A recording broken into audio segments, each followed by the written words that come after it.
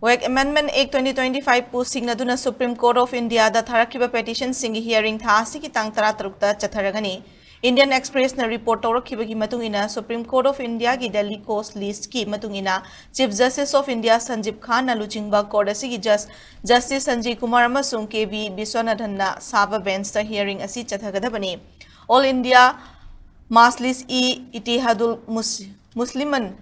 Aimim ki MP Asadin Kwesi na tharakpa lit petition yaurga puna petition taragi hearing tha sigi tara tarukta chathanaba Delhi Coast List ta hapkibani MP Asaudin Koshi na mahaki petition da Waqf Amendment Act 2025 asi arbitrary oi amadi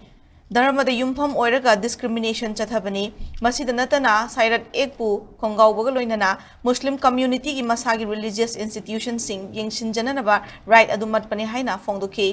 Amarom da ek asibu singnaduna tharakiba petition singi matangda court na order thoktringai mangoina na hiram asida khana binaba haukiba lepak pokonumita center na lepak ki khwaidgi wangba royal sang asida hairakkiba leikhrabani wek ek asibu singnaduna petition kayam Supreme Court ta tharakre petition tharakiba singi manungda AAP gi MLA Amanatullah Khan RJD gi MP Manoj Jaha Samasa Kerala Jem Yatul Ulama amasung Association for Protection of Civil Rights su yauri